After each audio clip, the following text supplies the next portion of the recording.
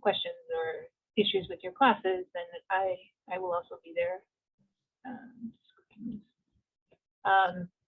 I haven't led this particular program before. I did lead there is a 2-week program in the winter that we have done in the past in Ecuador. So I did do that trip. But I go to Spain pretty much every year. My husband is from Madrid, so I get a chance to visit usually, well, excepting COVID, it's been a little tricky, but so I've been to Granada several times and I have a lot of experience in Spain as well. Do you guys want to introduce yourselves? I know Peregrine from my 110 class, but maybe you could introduce yourselves or just tell us what Spanish class you're in if you're taking Spanish.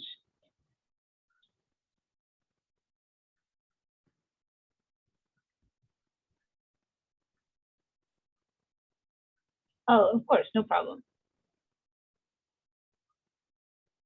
No worries, Kayla. If you have any questions about the program specifically, then we can try to go through those. Or Peregrine, I didn't know if you had any questions off the top of the bat.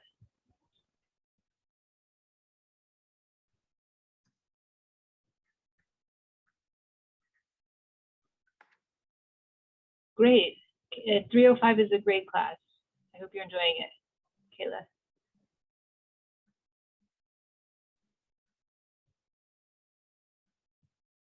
Great. So Peregrine is my 110 class. As we mentioned, that's the first class. So in terms of the credits, this program is worth 6 credits. So you would take, depending on your level, so Kayla being in a 305 now, you could take a 300 level, probably you would take 2 300 level classes, or maybe a 300 and a 400 level even. And then for a student at the 110 level in the fall now would be able to take what would be the 3rd credit in the sequence, which is 202 or 212, and another 200, or so. And then you would go on to the 300 level if you've taken the 2nd class in the sequence this spring. But in general, it would be a great opportunity to kind of push past the classroom Spanish learning and really get into the immersion environment, which is pretty much the best way to learn a foreign language.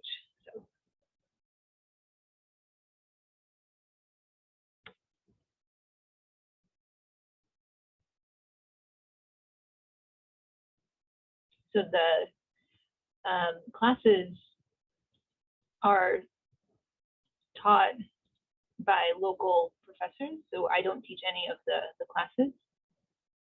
And as I said, this is the first time I'll be going on this program, so it's new to me as well. But there are other students I gather from other universities that could be in the classes as well. Is that the way you understand, Ali? Yes, yeah. So there'll be other students from, another study abroad programs studying potentially in your classes as well. The classes are Monday, Wednesday, Friday, 8:30 or 9 until 2 or 2:30, and that's pretty typical too of Spanish schedule. So that's, at 2 or 2:30, that's when you break for lunch. So lunch is the big meal of the day. So after that, you would go home to your homestay, and that would be the big meal of the day. There are 6 field trips. I have the list of them here on my other computer.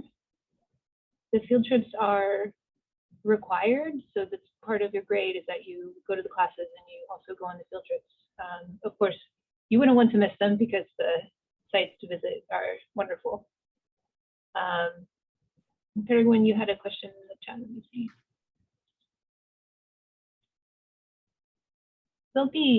Peregrine was wondering how accelerated the classes will be.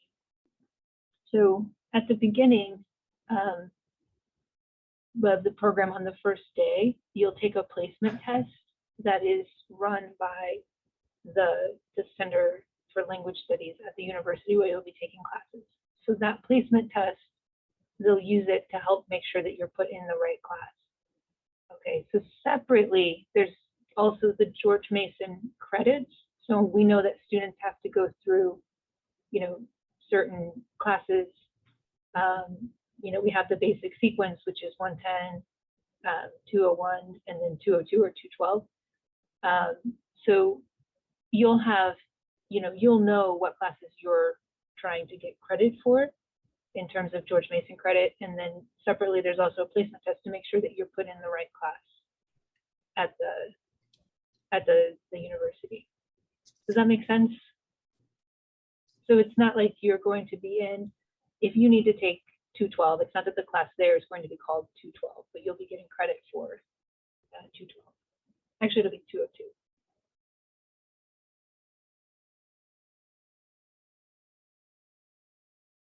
But the nice thing is you'll be in class and you'll be out in the community being able to use your Spanish. So it'll be a lot more relevant. And it will feel accelerated, as you mentioned. Is it accelerated? It will feel intense because you'll be able to be, really immersed in the language.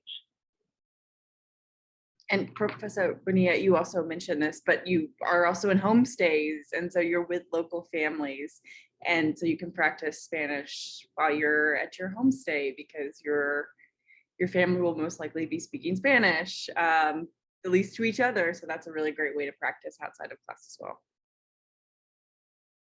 Absolutely, and you would expect that they will speak Spanish with you. They may know some English, and they could have very good English. They could not have much English at all. It just really depends on the family. So that's a great opportunity as well.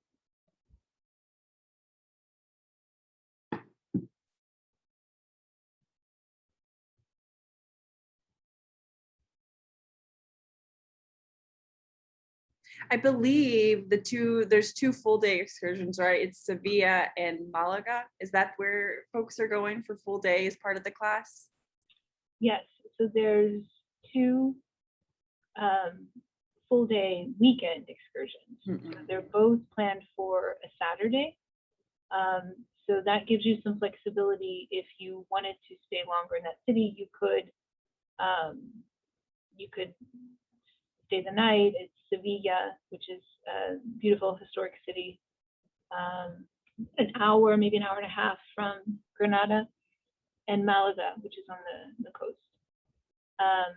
So we would just have the part that's sort of part of the program would just be the day trip, but students are welcome if they want to. They can stay the night and spend an extra day.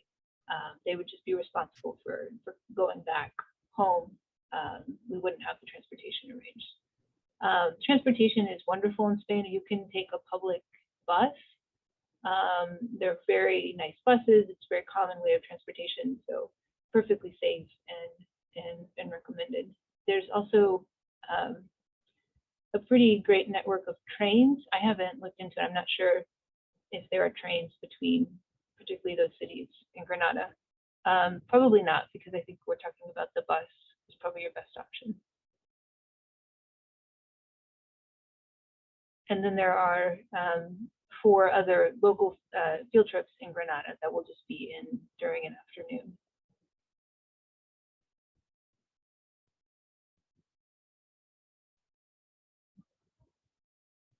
There will be one long weekend. There's a holiday.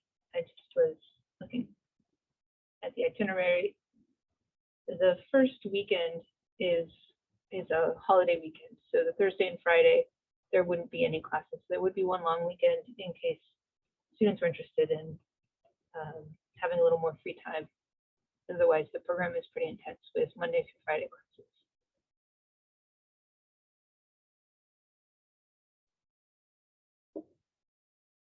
I think what's really cool about this program too is, so on the financial side of things, because the program price includes the homestays, a lot of your meals are covered, especially dinners and breakfast. Most of your lunches will be, well, yeah, maybe lunches too, actually. I'm not sure about that, but let me look.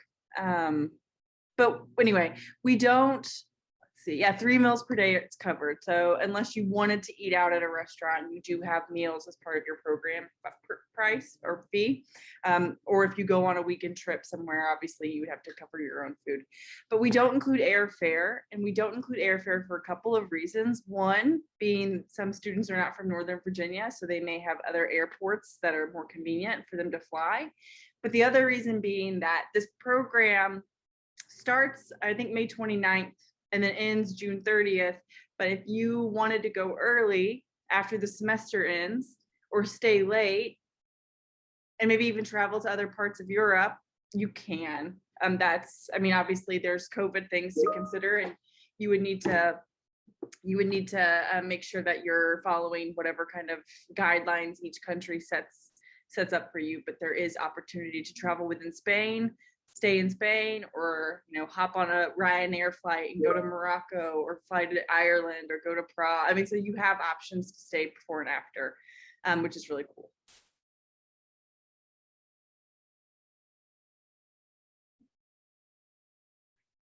What sort of currency should we bring? The credit work, just the translation. So for the currency, they use the euro. So usually when I travel to Spain, or just, there's a couple different ways you can do it, but if you have like a debit card, then you can go to an ATM in Spain and just use the debit card to get cash. I was impressed. Spain has always been more of a usually you need cash. It's something that is used a lot. But this past summer, I did go for about 10 days, and many companies had switched to credit card machines that didn't accept them before.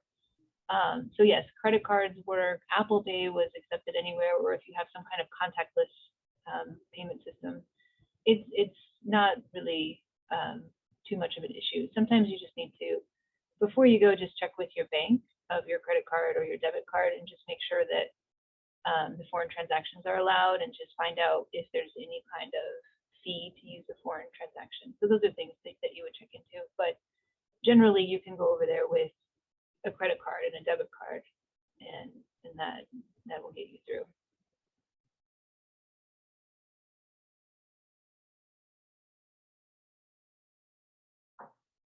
The only thing I'll add to that is a lot of students want to have, like, they want to arrive to whatever host country they're going to, in this case, Spain, with a little bit of cash. And I think that's a good idea, even if it's just 20 euros.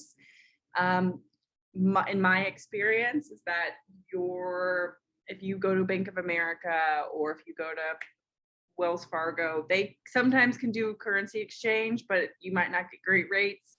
Airports, you won't get good conversion rates. You end up paying fees. So just to reiterate what Professor Bonilla said, I think it's a good idea to check with your bank and your credit card, because sometimes it's better to pull out money from an ATM directly at the airport in Spain, to avoid unfavorable exchange rates at kiosks and airports with vendors, or even sometimes your bank in the United States. Those kind of depend on the bank, but definitely do a little bit of research before you go, to make sure that you're getting the most out of your US dollar, because the euro is stronger than the dollar. So yeah, important. It's not a 1-to-1 ratio, so you have to make sure you're aware of the rates. You know how much you're spending. Excuse me. It can add up. Mm-hmm.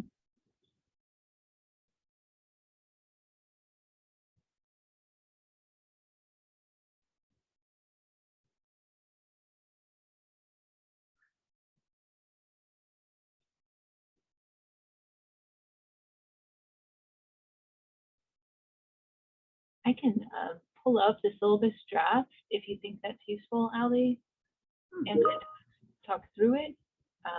If there aren't a lot of other questions. Yeah, that'd be great. Okay, I'll just need a second because I have it on my computer.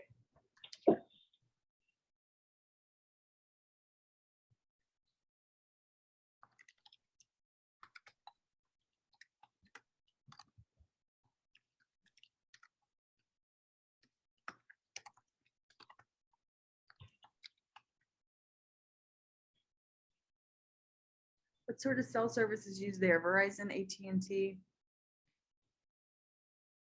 So in regards to cell phones, Good question. you can check with Verizon, AT&T. Verizon, I know my plan, you can use it in like 120 countries, but it's $10 a day, which you're there for 31 days. I mean, if you really did that, that's $300. You can also see if your cell phone is unlocked, which means you could take out your US SIM card and put in a European SIM card. That might be a good option. And a way cheaper option, because, and Professor Bunia, you might know more about this, like about the cost of SIM cards for US, like if their phones are unlocked, or do you know if they're affordable in Spain?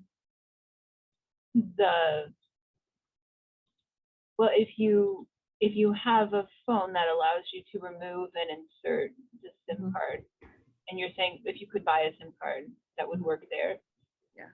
I don't know. I think, yes, I'm sure there's pretty affordable options. I've kind of lost track of the SIM card situation. Yeah.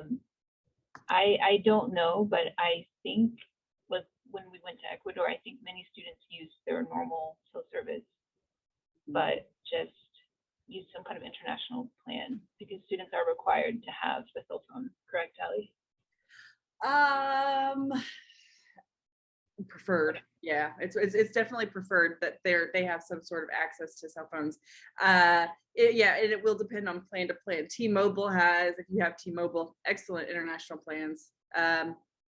But like I said, my Verizon plan, international data is $10 a day. So I typically will turn it on or like activate it so that it's eligible, but then I won't use it. And then if I do use it, you just turn your data on and you get charged 10 days. But if you leave it on, they don't ask you every day if you want to renew it. They just charge you $10 every day until you turn it off. So it gets a little bit tricky. I would definitely do some research. I don't know about AT&T. I think it's something similar, but it can add up.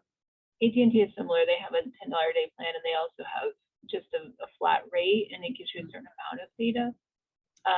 You just have to be careful if you do that you turn off all of these things in the background that are using data that you might not be aware of if you have a smartphone. Yeah. So it takes a little, if you want to use your American cell phone, then you have to kind of think through some of these things. I mean, I can look into it, but getting some kind of cheap prepaid phone, I imagine, is also possible, but I haven't looked into it. Then they have local companies. So there's there's some companies that are European or just specific to Spain. There's Movistar, and the companies have kind of changed over the years. Okay. So I'm happy to share the draft if we think that would be useful. Yeah, the syllabus? Okay. I've got it here. This is the draft, so we can imagine some details might change. Can you see that okay? Okay. Okay, so I'll just talk through some of these things. So it's right out about a month. So the arrival day is a Sunday, and then you can leave as early as Thursday, June 30th. As I mentioned, you can earn a total of 6 credits by enrolling in 2 3-credit courses. There's a long description of the courses here, but it's something that if you decide you want to apply to the program, you would be able to let me know. We would be able to figure out which courses you should take next. Most of the courses sort of at the beginning are taken in a sequence, so that's why I mentioned there's the 201 that follows the 202, and then the 305. So those are normally taken in a sequence. So that's normally how we choose, or we know what course someone should take next. So Kayla, who is in 305 right now, you would probably take 306 in the spring. If you didn't, then you could get credit for that on the program as well. And then you would probably get credit for one of these, 335 or 336. Okay, so as I mentioned, the actual course that you'll take over there, you'll do a placement test to determine which course you'll actually enroll in. The program there is called Cursos Intensivos de Lengua Española. This is the Center for Modern Languages, and it's their intensive Spanish language program. Okay. So as I mentioned, there's students grouped into different levels and sections with students from other universities as well. There will also be a 10-hour culture course that's exclusively for Mason students. Muy bien. So for Paraguay being, at 110 now, and then moving through the basic sequence, most of the classes, the objective would be more acquisition of language, whereas at the 300-400 level, it's more content or cultural, has a more content or cultural focus. Okay. So as for the field trips, there's 2 field trips that will show us different historic neighborhoods in Granada. There's the Albaicín, which is the historic Moorish part of the city, and then the Sacromonte, which is up in the hills in the historic kind of another historic part of the city. So those are both tours of different neighborhoods. And then the Alhambra and the Generalife, I don't know if you've maybe seen them in popular culture or in other areas, but these are palaces or castles that the Alhambra was the last kind of Moorish stronghold in the country, way back in 1492, so a very long time ago. If you've seen Game of Thrones, I think there was some scenes that were actually shot in the gardens and in the Alhambra. Okay. There'll be a tour of the cathedral in Granada, and then, as we mentioned, 2 day trips, one to Malaga and one to Sevilla. Begin. There'll be some supplemental assignments, as I mentioned, that you will actually turn into me. So your classes at the center will be with other professors, and you'll get grades in those classes. And then separately, you'll have some supplemental assignments that you'll do with me. So prior to the program, you'll be asked to do what we call kind of a pre-travel assignment. And then depending on your level, there'll be another supplemental assignment that you'll be asked to do for me. So for example, 324, so that might be something Kayla would do. It would be an essay about the experience on one of the field trips. For Paraguay, being probably at the 202 level, it would be more kind of a personal, just reflective essay about the experiences. And then there's just some more description here about all of these projects. So if you look here at the grade calculation, your grade is mostly based on the course that you're taking, the courses, that you're taking at the center. So 95% of the grade is going to be from the CLM, is the Center for Lenguas Modernas. That's the center where you'll be taking classes. 95% of the grade will come from that class, and then just 5% at the basic level will come from the supplemental assignments with me, and that percentage goes up just a bit as you go up in class level. So 10% for the 300 level and 20% for the 400 level. So we do have this in the syllabus about the cellophone and sharing your contact information with me, with the faculty director. I'm not going to go through all this. I just wanted to bring it up and just kind of see the list of trips and also just kind of look at the grade breakdown in case that's useful. Okay, and then there's just some more links here. So any questions, or I don't know, Ali, anything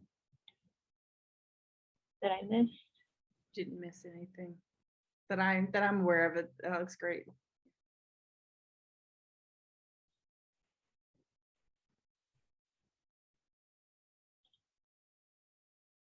I think that there was a question about photography, if it's allowed in the places that they're visiting. I don't know the answer to that question. Just something to share. I'm thinking, I mean, I'm sure, I can't remember. I'm not sure. That's a really great question for everyone.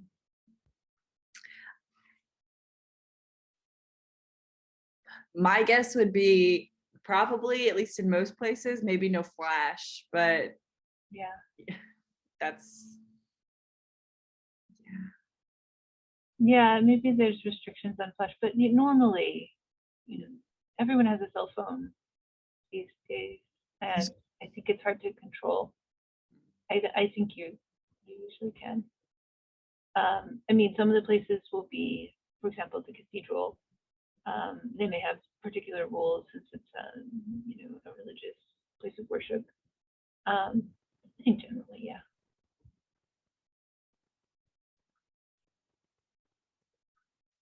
We were talking about the meals earlier, and as I mentioned, the big meal of the day is lunch. So you want to be sure not to miss the lunch if you think you want to eat on campus, or then you would miss the big meal of the day.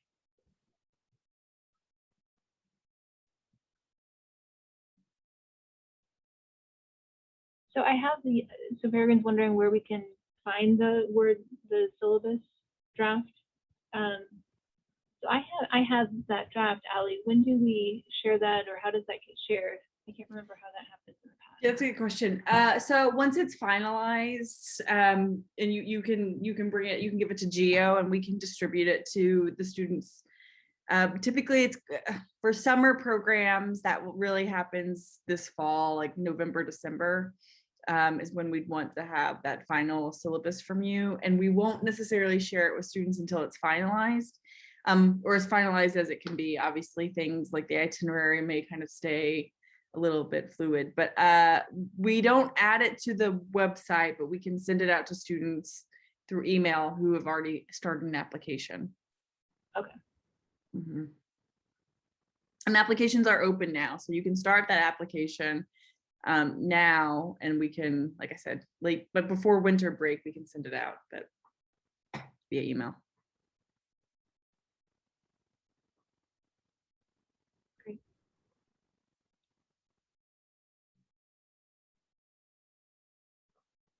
And what do they need for can you tell us about the parts of the application a little bit?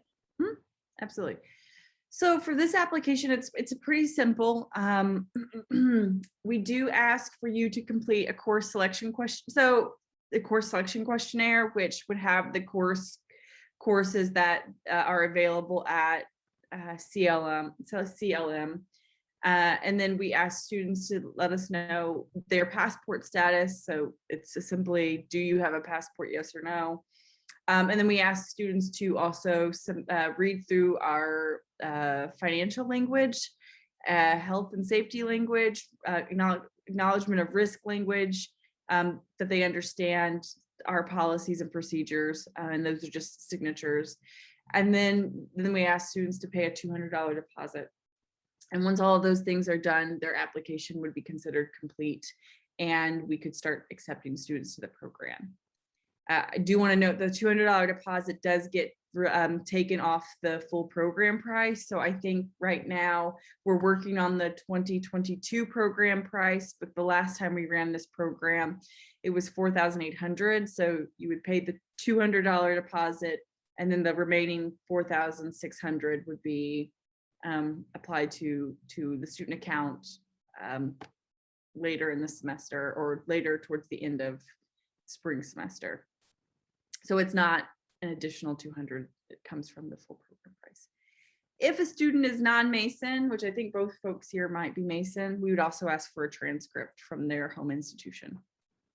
But the other thing we do, and this is not for a student to complete, but we would review a student, when we're reviewing student applications, we also make sure the student has no academic or financial holds on their account, and we make sure that they're in good standing with the university, which is almost always the case, and then we can start accepting people. And when are the payments due? So the application deposit, the $200 is due by March 10th, which is the deadline to apply for the program. The remaining balance is, we follow the university's payment. So we've actually changed our financial policies a little bit, to make it a little bit simpler for students. So we go by the university's payment schedule, and I don't know if they've announced summer 2022, but summer 2021's was May 17th. So you can imagine it'll be roughly mid-May is when it'll be due. If a student has a payment set up with the university, or like a schedule where they do installments, they can apply that. This program would also work with it within their installment plan.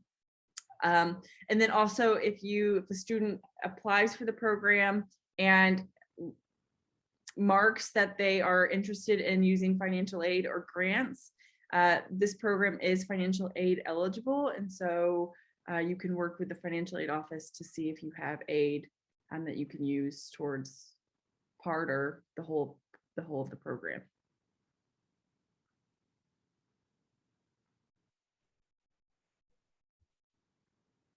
So, Peregrine, I know that you asked to see the syllabus. I think one thing I will note is that it's not going to read exactly like a Mason syllabus. And of course, the assignments that Professor Bonilla has are not there, but there are a lot of the information in the syllabus, like the classes at CLM, and the itinerary is on that website that I sent you all a link to. So while we're working to get the syllabus finalized, you'll see at least the University of Granada Center of Modern Language information is available for you now.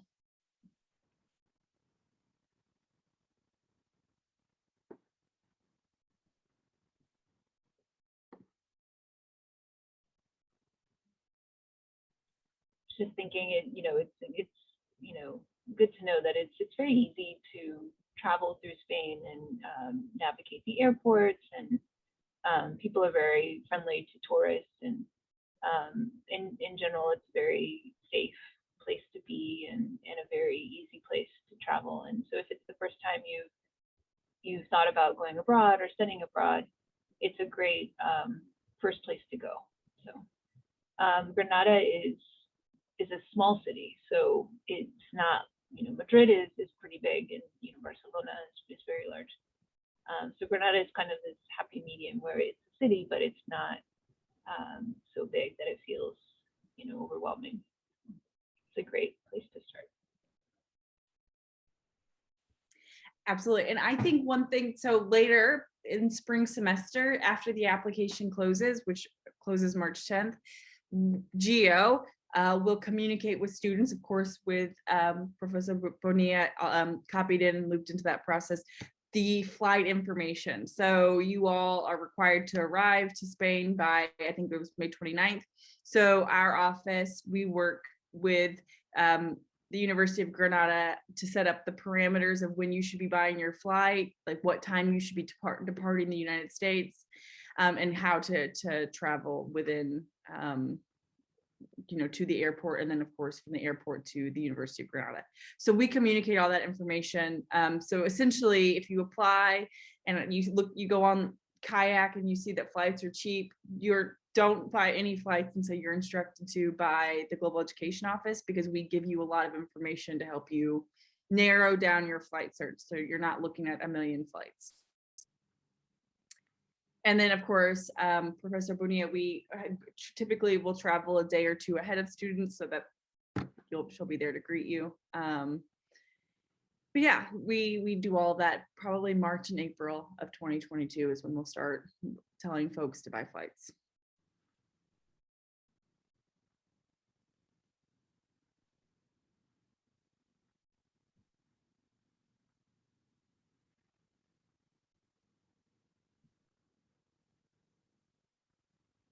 in terms of expenses, it's also very affordable, and I would say much cheaper than, for example, DC or even Fairfax in terms of additional food and restaurants and things like that. Going to a restaurant and having tapas, which is very typical in Granada. These are just small plates of food.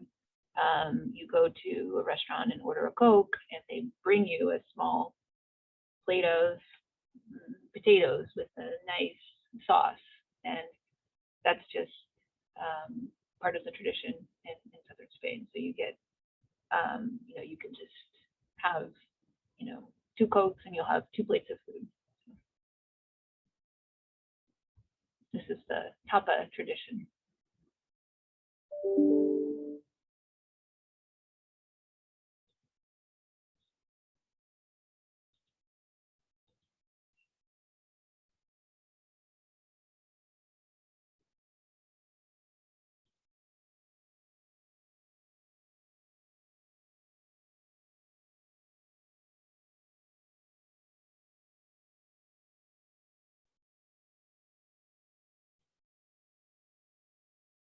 In terms of weather, it can be pretty hot in southern Spain. I think in June it's still hot, but not too bad. So it will be pretty warm.